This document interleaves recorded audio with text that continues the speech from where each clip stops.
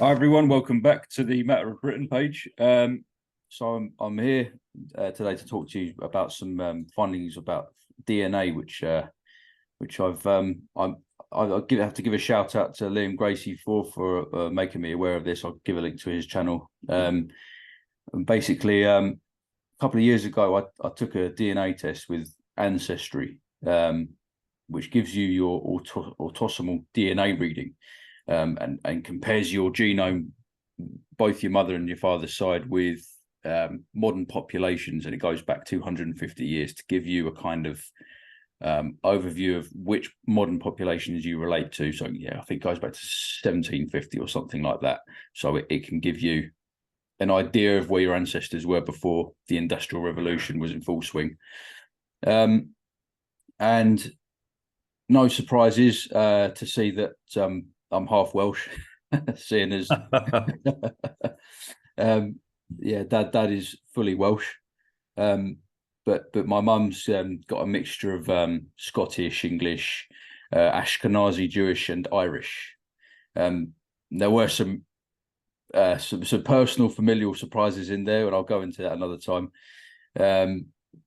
But yes, my genetics probably mirror the migration of the British people in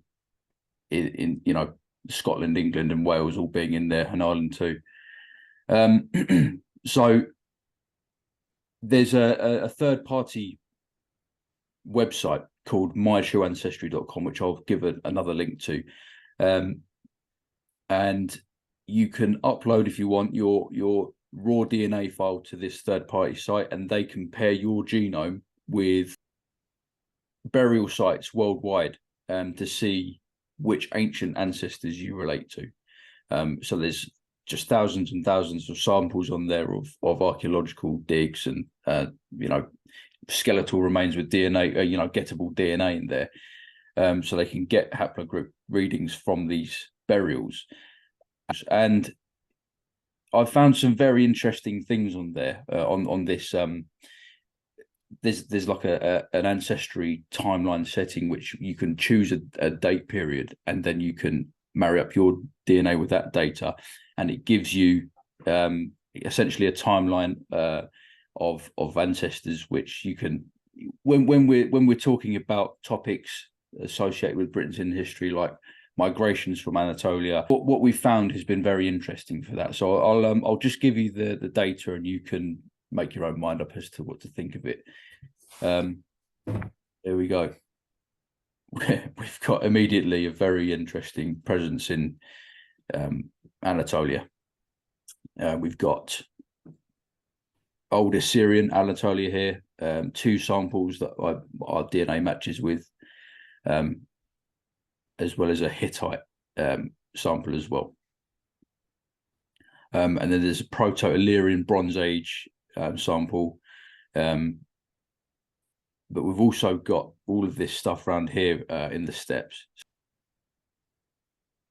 But this was one which it was cool to see, basically a Semite and a Canaanite connection at 1550 BC.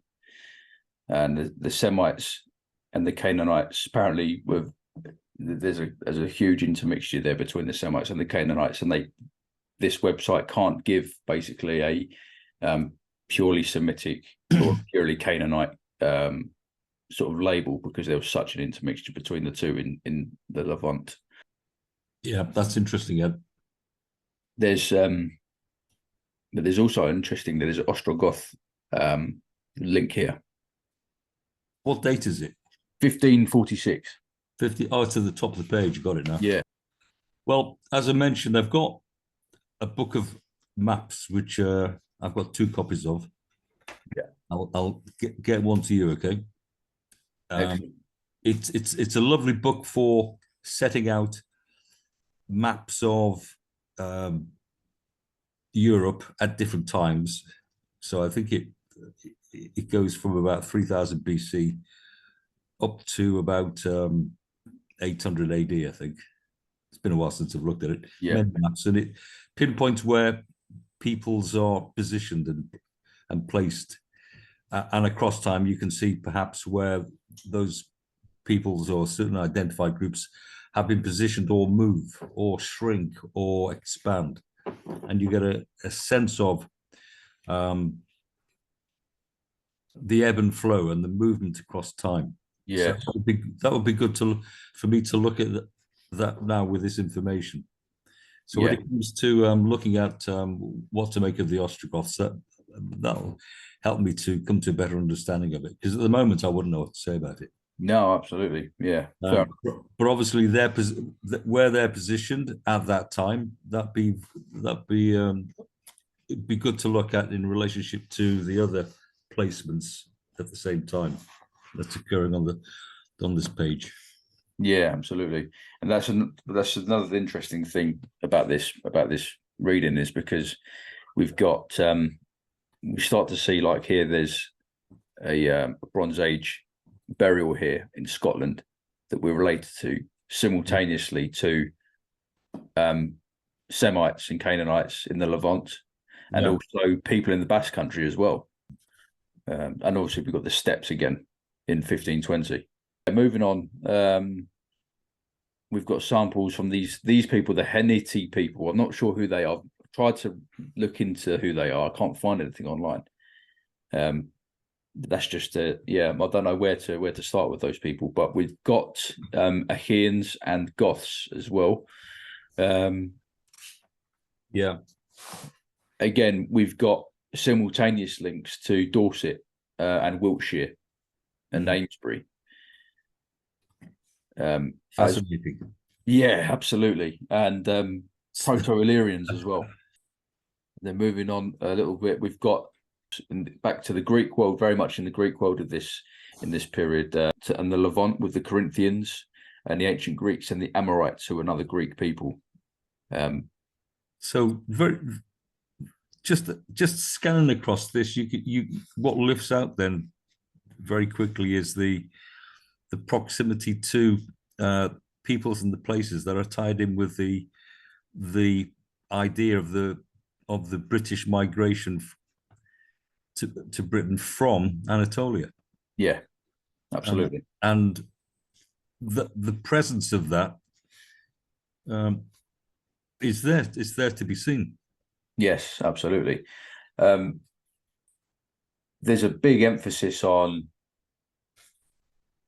it's a topic we speak a lot about in the British and history world, where we've got this emphasis on making the smaller nations in Britain Celtic, and specifically coming out of Hallstatt, or fashioning the national identity of Wales, Scotland and Ireland very much with what is actually a material culture coming out of Hallstatt, it seems.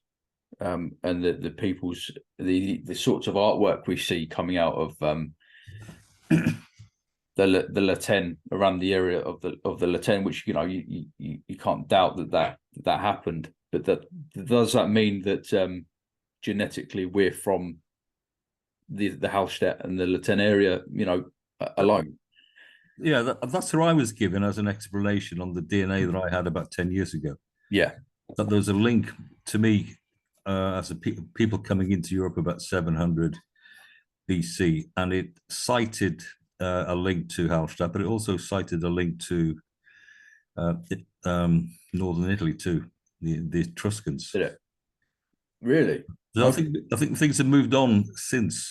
Yeah. In the sense of identification. But that view, there's a view that obviously the Celts came into Europe from somewhere unstated. I mean, that's what I was taught at school. I was taught that the Celts came in about 700 BC, and I remember putting my hand up in class. I was a young boy in an English school at this point, and being Welsh, I thought, well, I'm being identified as Celtic. When I put that question to my uncles, they would say, "Don't know about that. We're Cymru," So that's interesting. Isn't it? They said it as they felt it. No, I don't know about that. So I put my hand up in class and I said, "Please, sir, where did if the Celts came in to Europe from the east, where did they come from?" but he couldn't answer that. He had no answer to that. So it remained an unanswered question. Yes. And for a long time, I think. Yeah, absolutely. But that was the narrative being given out at that point, that we were essentially European and that we'd stemmed from that particular culture. And my understanding is, just loosely being interested in history, because it wasn't my subject, I looked at that and I thought, well, that's what's been made of it. But there seems to be a different view when it came to the vernacular knowledge, the homespun knowledge at home, when it came to being recognized underneath that name. Absolutely. And those who've been watching Britain's in history will know that there's been an effort to weave those kinds of myths into the constitutional identity. There's the idea of Anglo-Saxon supremacy, if you will, relies on the fact that the other smaller nations are Celtic, basically barbarian, this Celtic barbarism thing. So there's strong push to emphasize that part of our ancestry.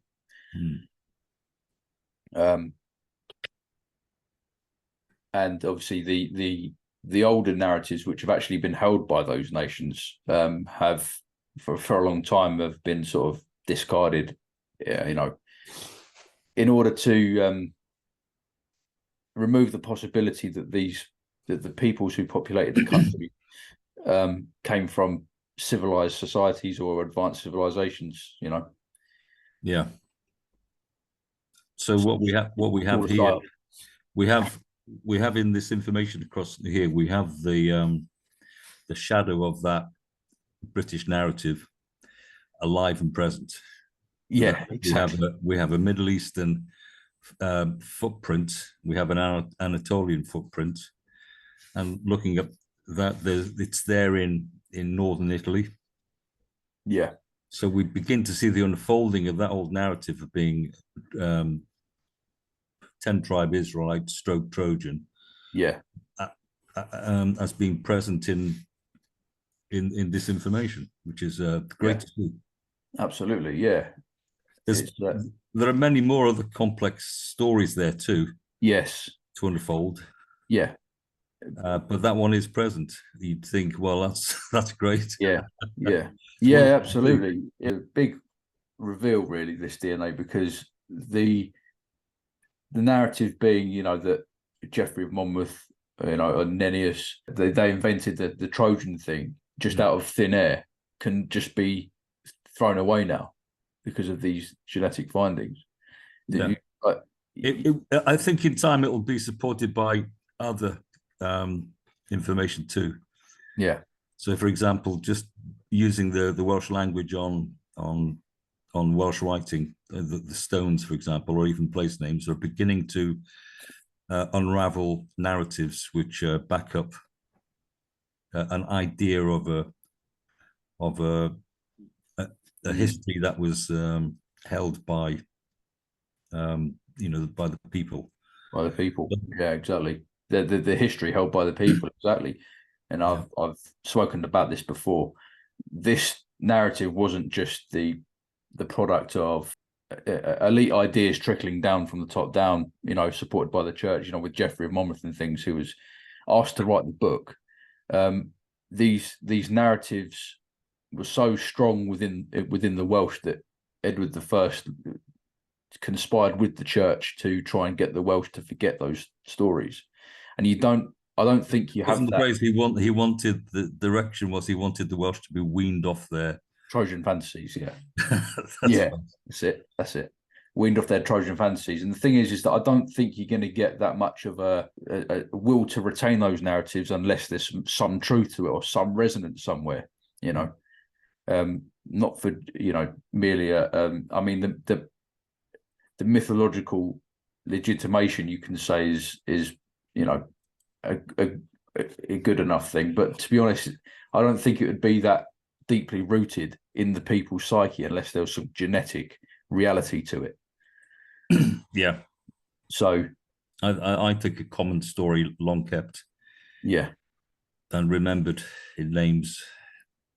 So essentially, the attack really was to destroy the legitimate British claim for sovereignty. For sovereignty, absolutely, yeah. And that was at the foot of it.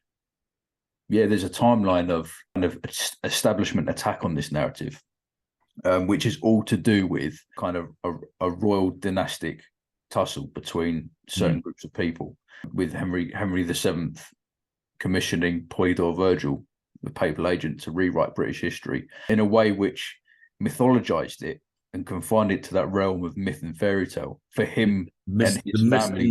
The mist and the fog of the hills, yeah. Yeah, absolutely, yeah.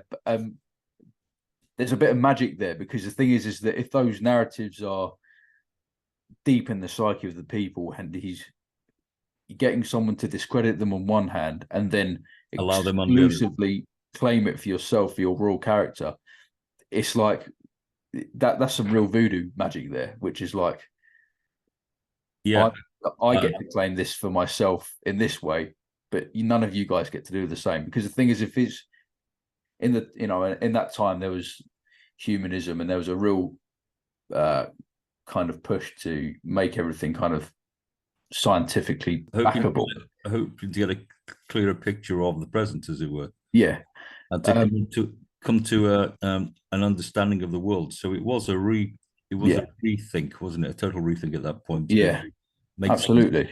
Yeah. And if you've got someone going around burning British manuscripts and writing to discredit everything, then it does that is a good move to make sure that no one's challenging your on a legal basis. No one's challenging your right to the throne as a lesser Welsh royal, basically.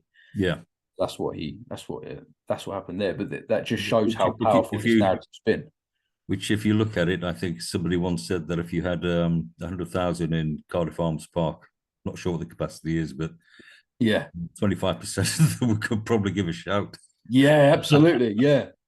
I think so. That's a great saying. Yeah, not just a few people, but many claim contact with kings of old. Warriors of old, warlords of old.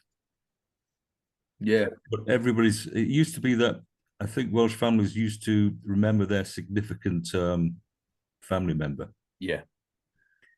So certainly when I was young, I asked my auntie, who were we? So she gave me a name. Yeah. And I didn't know what the hell that meant at that point, but I certainly remembered it. And obviously 40 years later, I did something about it. Yeah. Yeah. So I think that was the case. It used to be the case that people would record they would have this, if they didn't record many generations of names, and I think it used to be a thing of pride to do about 30 generations. Like you would reel it off. But in shorthand, you'd go to the significant one in the past, and that was a common idea, I believe, in the past. Yeah. And that comes back to this is what John Sadler wrote about in his pamphlet, that the Welsh did this, and was a one of the cultural relics left over from the Trojans, called the gravel kind, because when a family member dies, the Welsh used to gather and basically lay claim to certain parts of land, and you had to show your ancestry to do that. Yeah. They would share it. Basically, the plots got smaller and smaller. Yeah. It never went. Yeah. It never essentially went. My understanding is it never went to one, person. No. Yeah. As the inheritor, he was essentially cut up and shared. Yeah, absolutely. Instead of the primogenitor, which the oldest son gets the land, which is get to the gravy. yeah, exactly. And that's which very much reflects the feudal period, and that again that kind of society would have been a threat to the kind of orthodoxy. Yeah, well. You've got a shift in systems there, haven't you? Yeah, definitely. It's curious now. Then, what just popped into my head is in the sense is that there's probably a lot of people now constructing their family trees. Yeah. and kind of getting back to an old sense of the map of the, well, let's say, getting back the story of their family to some extent. Yeah. I.e., who they are, where they are, and who they've come from. So that seems to be a desire now. Strangely, that might have been wiped out, because I think much of this was. I think records in Wales were difficult. Yeah. Um, Yeah, I think the patronymic system has made it quite difficult for a lot of people, isn't it? But as you say, that adjacent to that was this deeper emphasis on who your big ancestor was, who's the guy you descend from. Yeah. Which is why, despite the patronymic system, you do get that a bit extra ability there with the Welsh genealogy stuff. I remember watching. No, I do remember being when I was young, being in a pub in North Wales, and there was a tussle going on. It was not quite an argument, but certainly, let's say, an exchange of views. Right. And certainly it came down to one party dissing the other parties belonging to a certain family. Yeah. So it's like yeah, you lot are the same after 500 years. Right. Yeah. So having a good reputation, I suppose. Woo. Oh yeah. Well, definitely plays into that. Excellent. So I can imagine in that sense it would be if you've got any dodgy characters in your family. The Sackville Bagginses. Or yeah. You might well have the odd champion or even traitor. Yeah, your Vortigans, yeah. God knows what. Yeah. Gotcha. Right. Okay. So going back to this, I've got another link with showing here immediately the Nairi people, who are essentially Hittite Armenians. They've also got, again, names that show up: Illyrians and Mycenaeans. This one's in Delphi. Yeah. So key places when you're thinking of people's, in classic literature. Yeah. We've got another link. Yamhad Kingdom in southeast Anatolia. Okay. Never heard of it. No, neither have I. There's so many names here which I've had to go back and really just dig around. Who are these people? I've never heard of these people. But funnily enough, they all link up with this Levantine or Anatolian lot of people. It's charged with movement and people and places, isn't it? Yeah, absolutely.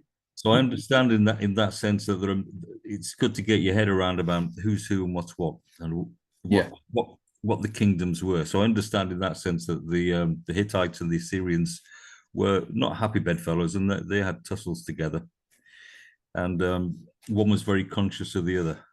Yeah. Yeah. Is this going to lead us to all this new data that's coming out? But what we've got is permission here to include the British narrative of the Middle East. It's absolutely underscored there. We've got a big yes. We've got a big allowance. We've got a very happy situation where we can say we are now included. Yeah, we can. Our genome is there.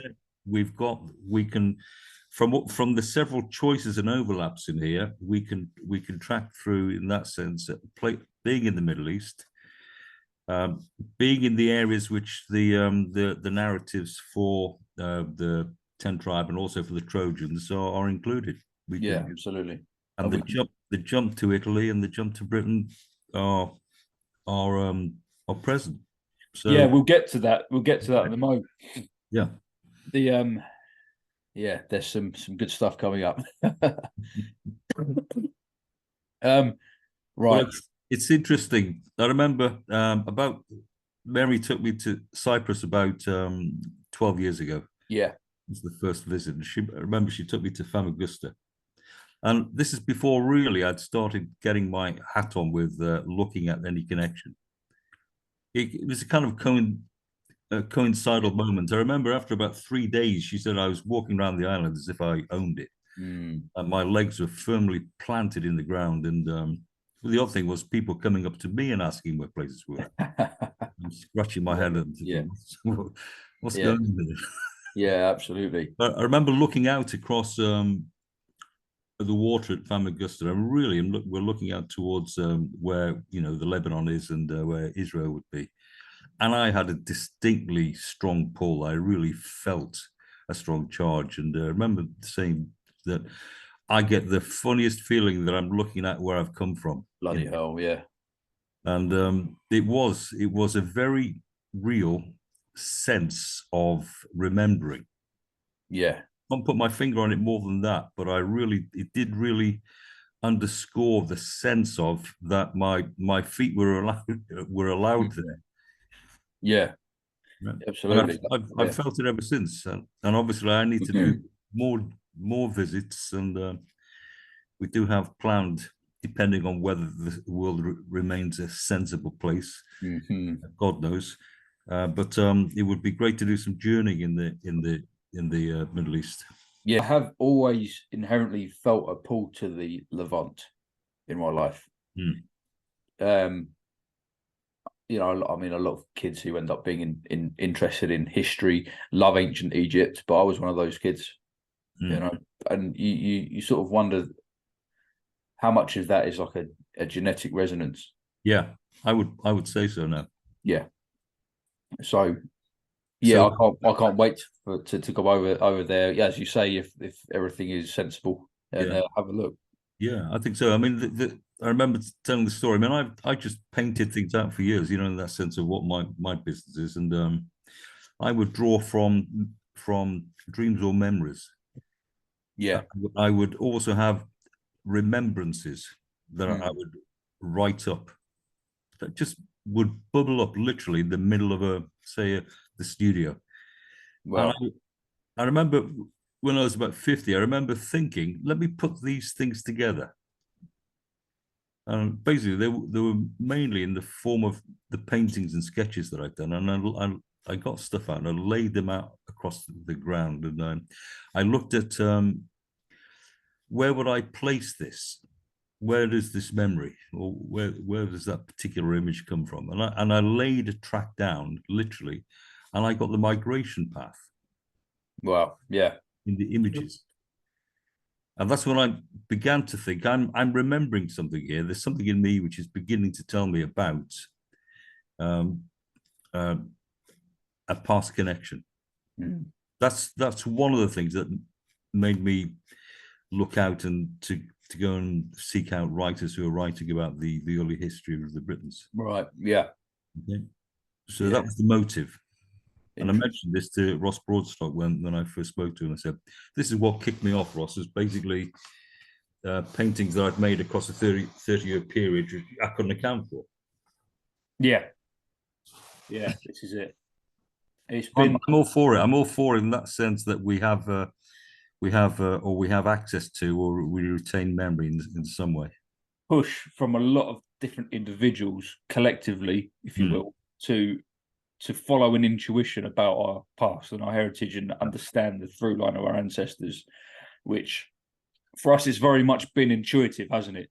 It's been intuitive, and then it's become confirmed, if you will, by historical data and now genetic data.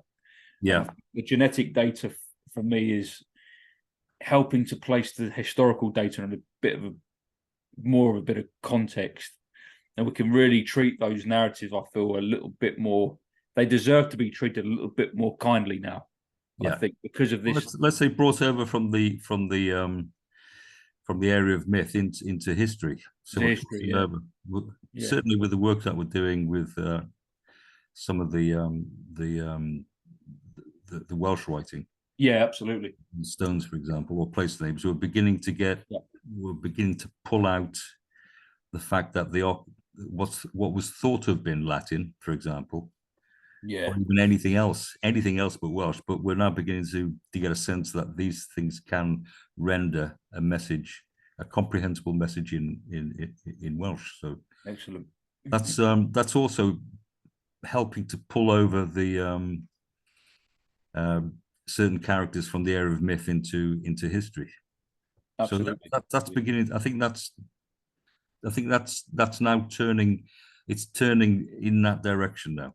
Yeah, brilliant. And hopefully in years to come there'll be more people who are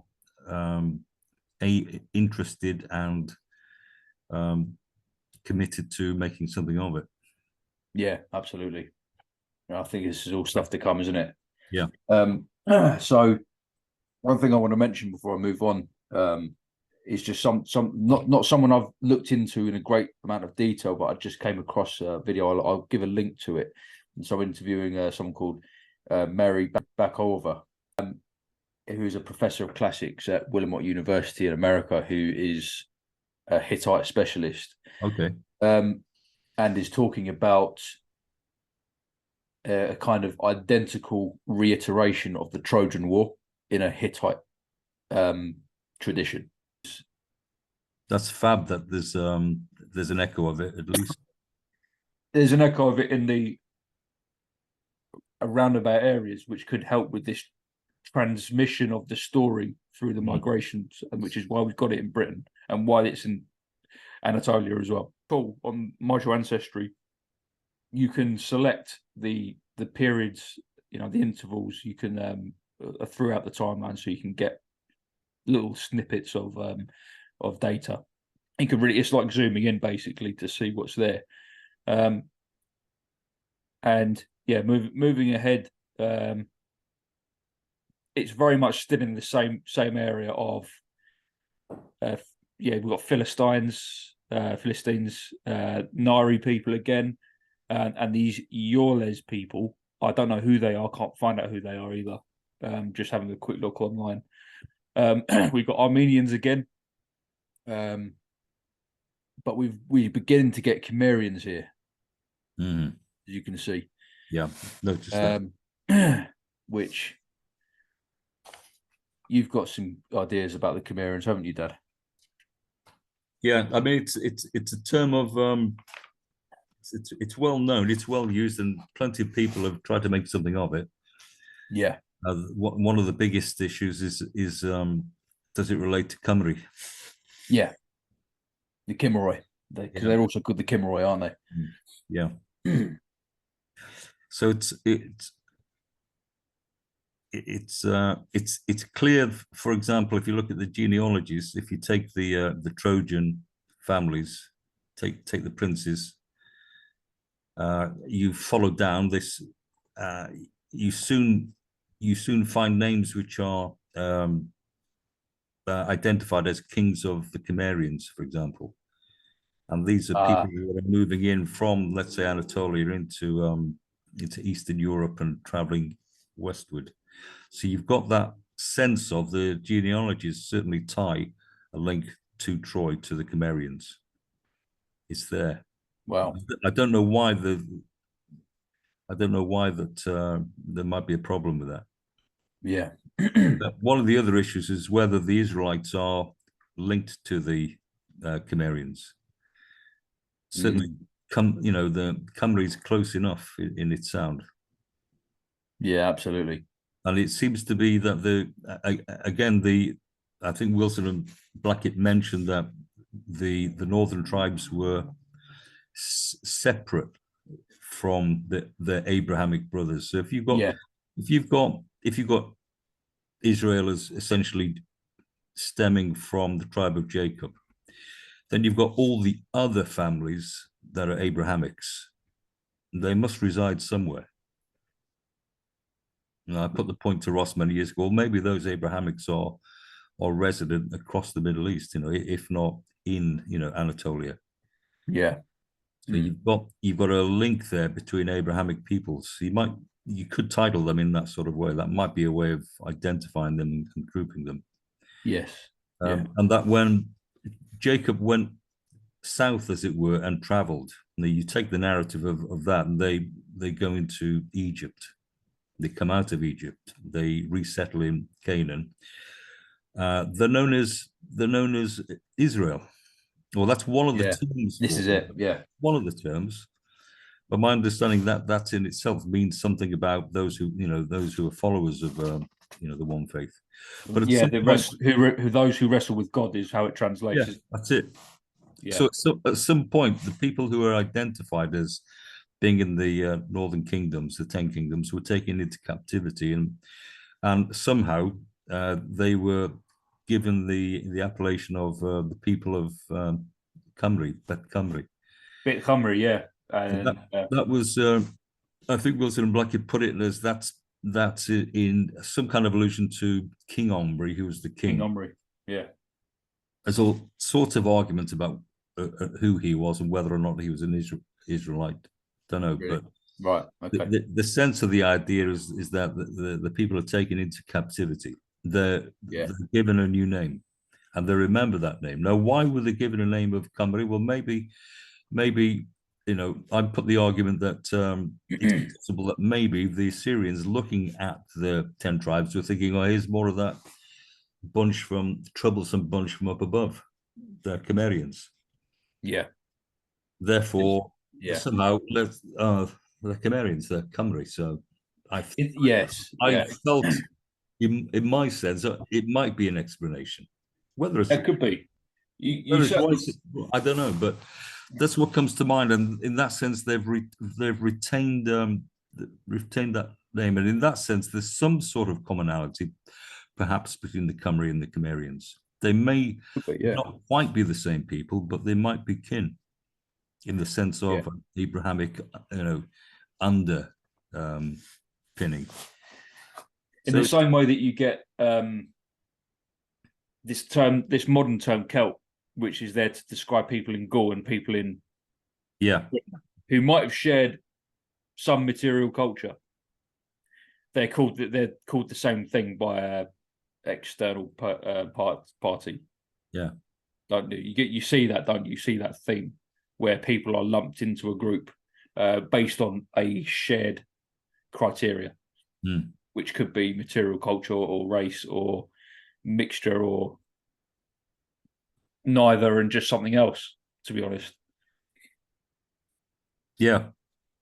So there's all sorts of variables, isn't there? It's very problematic when you start trying to put something in a box and identify it.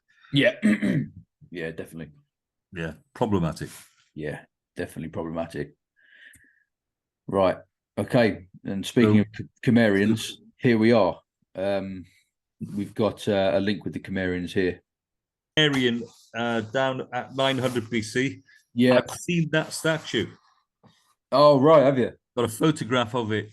And I was with Mary and we were in Athens, and that's in the museum there. It's a fantastic piece.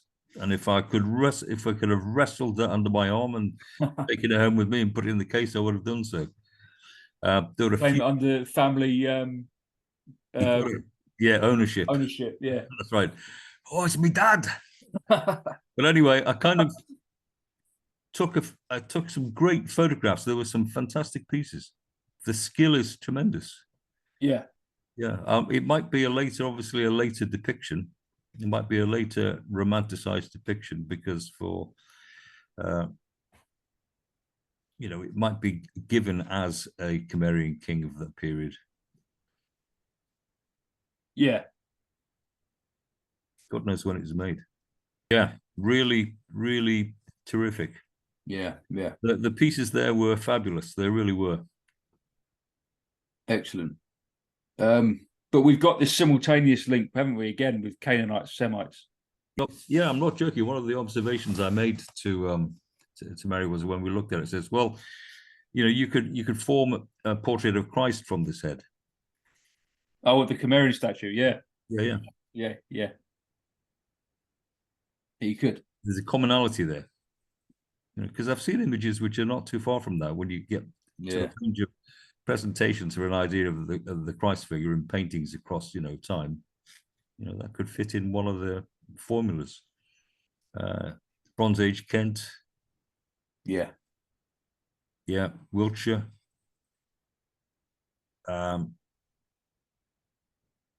Yeah, Kent and Scotland as well. Kent, Scotland as well. Yeah, Kent quite pops up quite a lot actually. Very much, yeah. Very much. But we also which is interesting because that's the kind of tiptoe, the first tiptoe in. If you imagine the land movement of people coming across. Good point. Good point. All right. Yeah. And then, that crossing at Dover is obviously the obvious one to make. I can see the land there. Let's go across at this point. Definitely possible if we're thinking of a land movement, and we've got to visualize it that might have traveled in many ways, by land or by sea. And even if you're thinking of Scotland, it's still on that. I think it's on the eastern side that I've remembered the references rather than. Yeah, there's a few links to Orkney there as well. Yeah. Okay. And yeah, Eastern Scotland. So important things to note. Cool. And we've also got this Illyrian, again, kind of Grecian.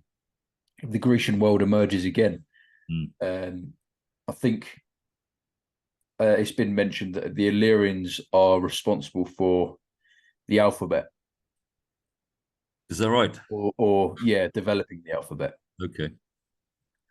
So that's interesting in itself. Well, it is when you think about that phrase about the British giving the Greeks their letters. Yeah. Whatever that means. Whatever that means, yeah. Whenever that happened or occurred, but certainly. Yeah. Strabo said that. Thank you. And Amidst Marcellinus as well. That's it. That's Yeah. Cool.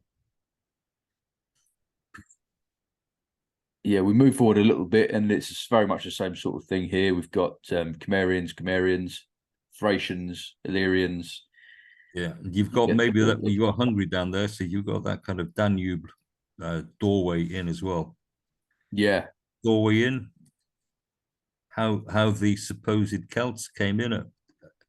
Right. How did they travel in? Where did they come from? Please, sir. Yeah. If you know what I mean, you had that. But you've got the clues there. You've certainly for the overland migration that we can see to have happened. And certainly, we do get the Colburn-like alphabet text, which are occurring in Anatolia and in the Danube basin. We've got collections there which are attributed to Cimmerians that are in the museums there. So there is some type of record of the alphabet moving on the track. So we've got the Danube as the highway, the superhighway going in.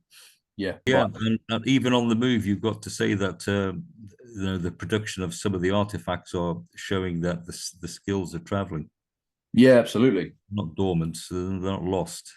Yeah. Now, yeah, this is it. This page, is interesting for a number of reasons. Because we get for the first time in our timeline the Sicani people. Yeah. The Sicani people are basically Phoenicians. Okay. Phoenicians who are colonizing parts of Italy and Sicily. Yeah. Right, from that eastern coast. So they set up their colonies there. Okay. And we've got quite a lot of samples here which link in with the Sicani people in Sicily. Yeah. So that's cool. But we've also got these Etruscans here. Yeah. So in our timeline, then we've gone. You can see a through line amongst all of the other examples there. You can see a through line from the Levant, from Anatolia, from Israel, and Armenia, and you've got this. You're now seeing Italian, people in the Italian peninsula. Yeah, which is in the following of the British narrative. Don't we have a sense. I think I might have heard it from Wilson and Blackhead of the Brutus hiring a fleet from the Phoenicians to carry the remnant. I've heard this. Yeah, I've heard this. I haven't looked into that myself, but Yeah. that rings a bell. Yeah. That's something I've overheard. Again, Right. you've got to you've got to dig at that and see whether there's anything there to corroborate it. Yeah, precisely. Might be a lot of stories, but anyway. Yeah, absolutely. But around this time of, we're looking at 800 to 850 BC, we're seeing Etruscans and Sicanes together, who are, so we've got this movement, haven't we, to the Italian peninsula, which hasn't been there before in our timeline. So that's interesting, isn't it? We've got Latin there as well. And Latin, yeah, for the first time as well. So what they mean by Latin, I don't know. But we're in Italy now. Yeah, I think the Latins were near Rome, south of Rome. Yeah. And not the same as the Etruscans quite. But they're obviously in proximity with each other and grew alongside each other. And eventually, in that sense, the Latins grew to supremacy and overlapped and covered over the Etruscans. Yeah, absolutely. Rome itself was, I've seen that Colburn-like letters impressed into the cement that the Etruscans put in the water system foundation of Rome. So we know the Etruscans laid the foundation. Yeah, absolutely. Their letters, not Latin letters, their letters are pressed into the cement. Yeah. I don't know what Kilroy is in Etruscan, but it might well be an equivalent. But yeah. Somebody made their mark there in the foundation. Yeah. Saw a shot of that. It was fantastic. That's amazing. Yeah, that's brilliant. Yeah. To see the echoes through time like that. Excellent. But yeah, again, we've got Iron Age England in there too at the same time. So Britain's there throughout. Yeah. There's a reach then, isn't there? Yeah. Absolutely. Again, we've got Etruscans here, Illyrian popping up again, but we've got specifically Phoenician, a Phoenician link as well, Phoenician match. Yeah. And we've got Tuscany in Italy. So yeah, this Italian peninsula thing pops up again, early medieval Italy, and then we get the Saka as well. Yeah. Indeed. So who are the Saka, Dad? Well, it's looking at that, you might think they're from the vast, sweep of the steppes in Russia. That might well be the case, but I remember watching a video by an American professor years ago. I can't remember his name. I can remember his face. He's an old boy. He was well older than me anyway, and he was obviously that generation who was looking at trying to fit the biblical narrative onto this. And so he was talking about.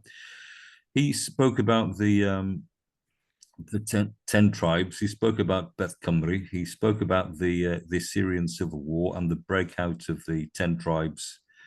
And they moved in several directions. Obviously, there's a sense of many of them tracked over to Anatolia. Right. Okay. And tied up time-wise. If we take the earlier date for Troy rather than the later one, so placing it somewhere in the 750s perhaps BC. That coincides with this movement of the Cymru into Anatolia, but there's also possible movements earlier that tracked out of Assyria, because I believe the Cymru were put on the east as a buffer between the kind of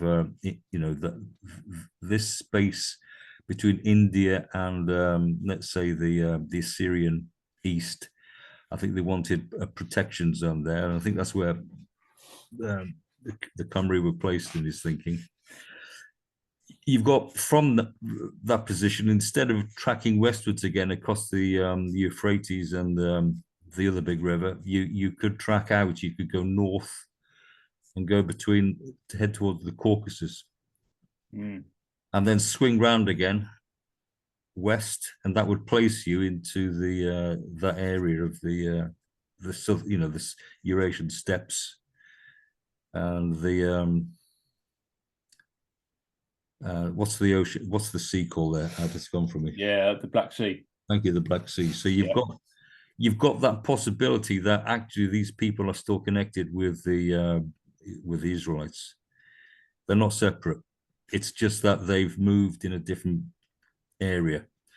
And likewise, they themselves, although they're established there, I'm not sure how that date ties in with the kind of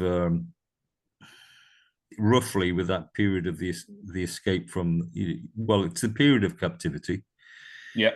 So you've got you might have people traveling and moving earlier, trying to get away. Right. You've got this possible link there that they could well be Israelites as well. Yeah. In that sense that they came from, I think he mentioned Isaac as the route for them, and then they moved on, pressed themselves by peoples coming in, heavies coming in from the steppes. They took movement and went into Europe, became the Saxon. So yeah, there's also that Scythian link, isn't there? Yeah, there's an overlap there too. Scythians, yeah, nice. I've had a look at Scythian writing, for example. Yeah, fantastic. Knobs. There's some Scythian writing, like there's some writing in Britain, in Orkney, really, which looks identical to Scythian, which I'll put up. I'll throw up a picture of it. It'd be good to show the similarities to the Culbra in their forms. They're not far apart. That's right. They look. You've got to look twice, haven't you? I think they're not quite the same. No, they're not. But you can see actually, Luke, ancient historia, sent me a photo not long ago of some writing. He said, "What do you think of this?" And I thought it looked Scythian to me, but it was right next to these pictograms which look Proto-Siniatic. Yeah. So I'll throw that up to see what you can make your mind up on that. But I'd like to see, because there could be some commonality there. Yeah, absolutely. They may have a root. They may have that root source. Yeah, absolutely. Developed. Yeah. Cool. So moving on, we've got Saka Scythian. There we go. Well, yo ho ho. There you go. Eurasian steppe, Saka Scythian, Sakas again. Yeah. Etruscans again. Early medieval Italy again. Tuscany. Yeah. As we move closer to point dot, we're looking about 350 BC now, and now that genetic timeline is now appearing in peoples who are said to be Celtic.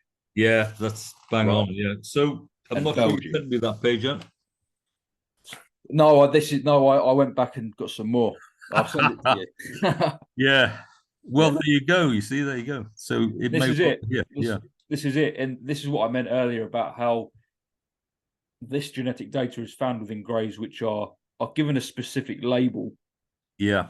And then this is why all of a sudden we get this Celtic thing emerge. Yeah, which is separating rather than including. Yeah, or finding a through line of continuity and a cultural continuum. It's kind of like, well, we've got the Celtic period now, and then you get Celtic graves and all the rest of it.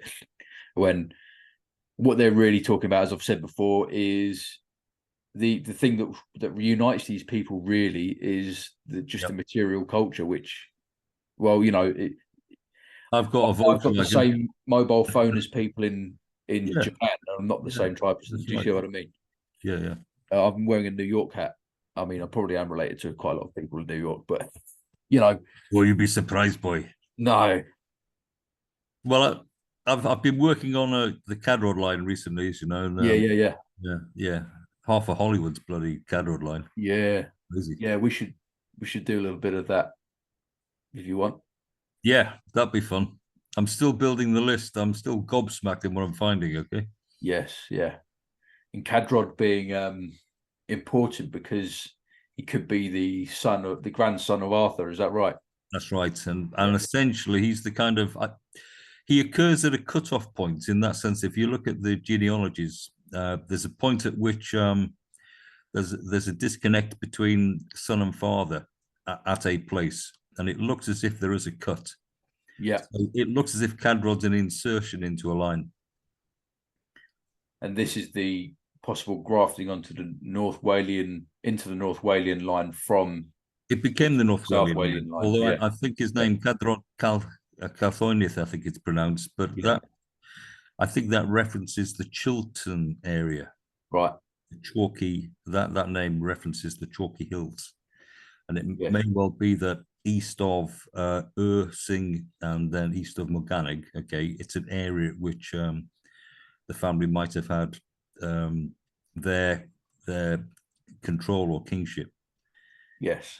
But that line eventually morphed into the Ross line in that sense. Yeah. In Yeah. North Wales, it kind of clarified. Well, I suppose then movements under pressure and time that there was a push up. Yeah. And just to reiterate, the Ross line is an adjacent royal line to the Gwyneddian line, which is from Cynedda. Yeah, They're two different families by the looks of it, aren't they? that's right. But they're very much like gate and post Yes. Yeah. Yeah. alongside each other, and I think there are some kind of intermarriages effectively. But Yeah. it's interesting to see them as two different lines, and one of them we could say is Arthurian. That's the possibility. One's coming from South Wales and one's coming from Henoglyph with the old men of the north. Yeah, Yeah. So it's there's links there anyway between those two lines because we've got people like Urian Reged, who's got land in the north and also land in South Wales. In the Gower, yeah, apparently. Gower, yeah, Rossilli. So you've got that Ross thing again in the Swansea Bay area. Anyway, that's it. That line's in a sense grew and had its own trajectory and eventually became the Tudors. Yeah, so, yeah. Obviously, that's of interest, personally. But I'm just looking at in that sense of how that figure is so is dismissed as myth in that sense. Yeah, and disconnected. But so many, as I'll show, it's a very interesting situation whereby it's a very, very memorable line when you look at the people that have come from it. So yeah. I'm producing a list anyway. Excellent. I'll share that at some point. Brilliant. Excellent stuff. Cool. This is an interesting one because this is the first time that the name Britain emerges in the timeline. 295. We've also got 310 BC. What's the figure there at 295, Ad? I think that's Boudica. I don't know if we can zoom in. Yeah, it's a bit early for Boudica, isn't it? Yeah, yeah. Oh, yeah. No, it is. Obviously, it's just a generic, British kind of figure. Yeah, that's it. Yeah, they're sort of they're saying, well, from this point we can start looking at these people from as identified as where Boudica came from. Yeah. Okay. Eventually, so, but yeah, I think it's all as you say, generic. But yeah, I mean, we've got late Iron Age burials all the way through England, Britain. Yeah, we've got got one in Kent. I've made a drawing from Kitskote. Oh, Kitskote, that one. Yeah, I'll throw up a picture of Kitskote as well. That's late. It's not Iron Age. Well, that's fantastic. That all of that information. Yeah. percolating through it, you can see the old narratives. You see the old narratives poking their head through. Yeah, wonderful. And I think what might be worth doing at some point is having a talk about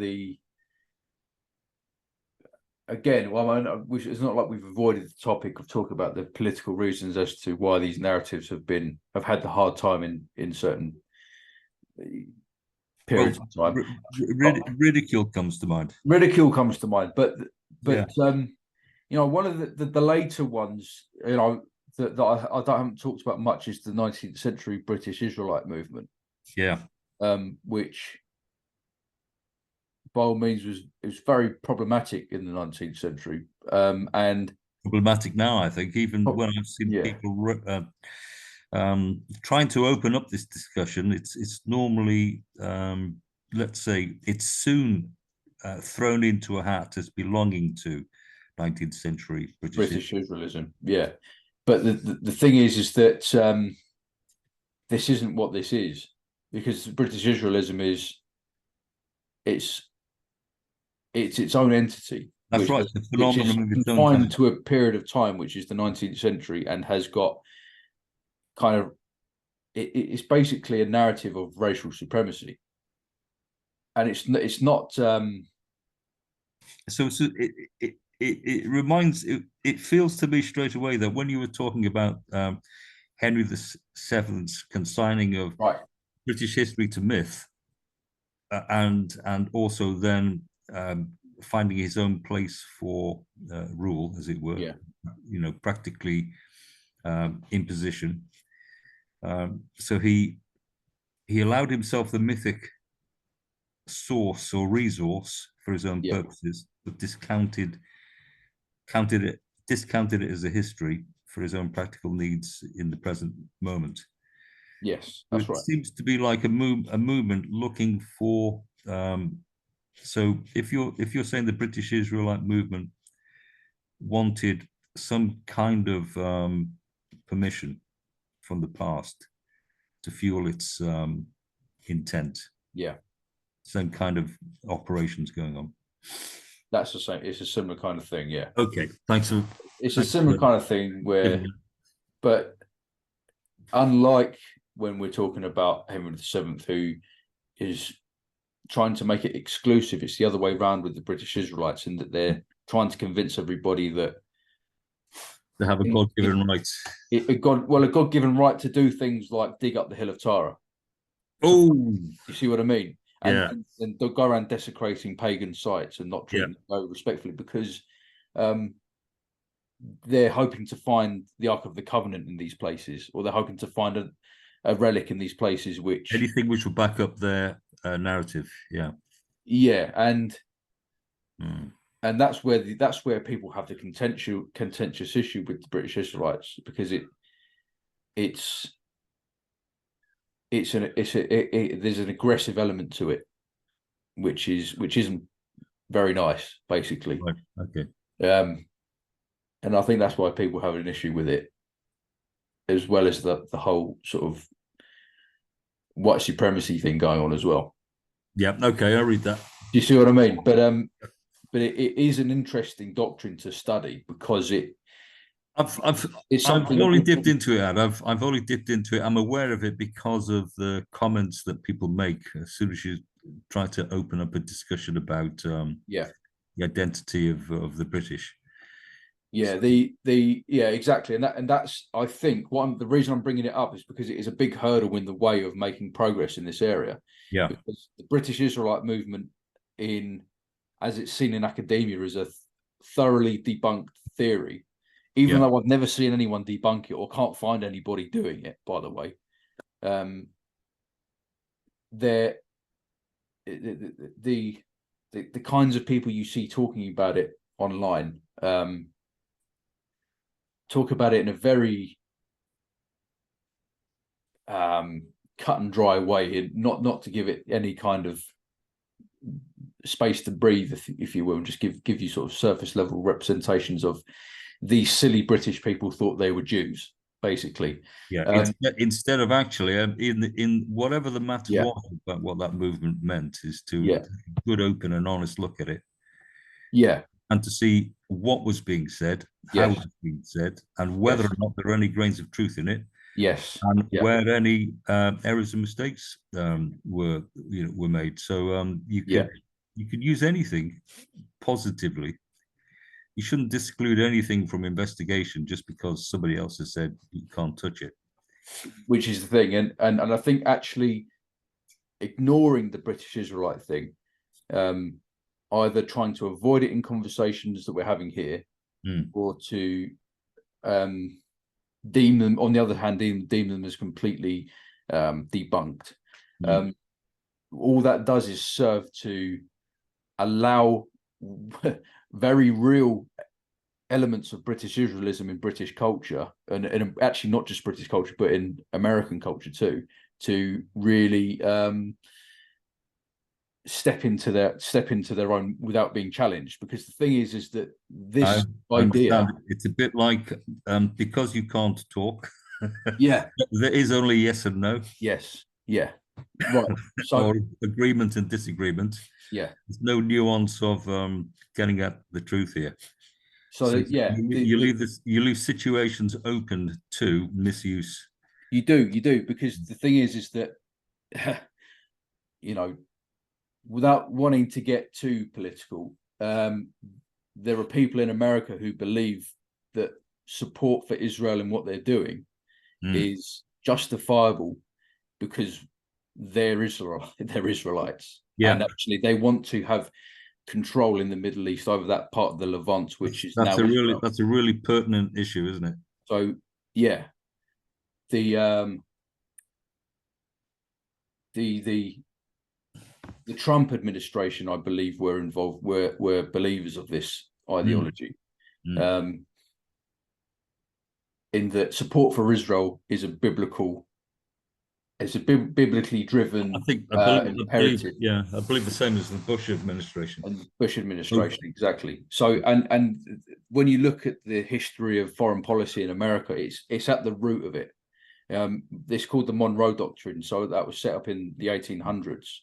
And that was essentially their manifesto. They called it the Manifest Destiny, which gave them permission to essentially assert rule in South America and trying to enforce democracy and capitalism, in order to essentially wield power in that area, which caused all of the revolutions in the 20th century with Che Guevara, everyone like that. Yeah, this is really loaded, isn't it?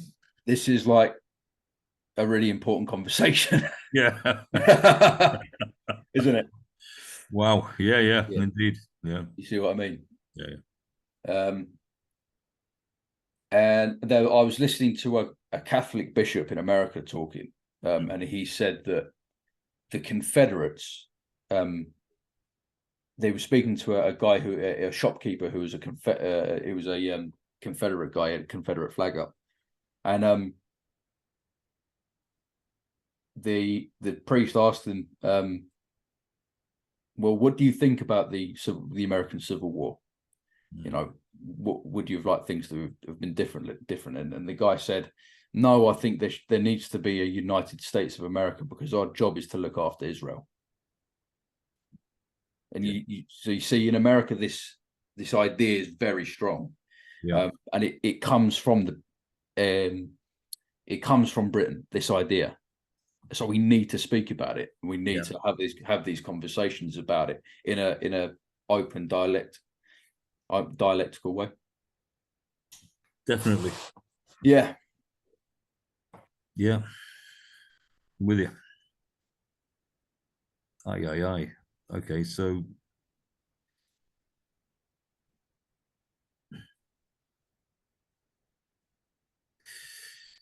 well, yeah, I think we need to wish ourselves good luck on that one.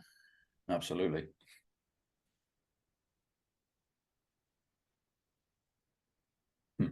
Nice one, Dad. Okay. Yeah. All right. There we go. Sorry? I think I need another cup of tea to get the old Right. Okay. So that was our chat for discussing the new genetic data available, and I hope you enjoyed that and found that informative. Please, as always, if you've got any ideas or anything you want to share, don't hesitate to leave in the comment section. Don't forget to like and subscribe as well. And yeah, keep the conversation flowing. I can't wait to see what you guys make of this. Okay, thanks very much. Well, take care. Cheers.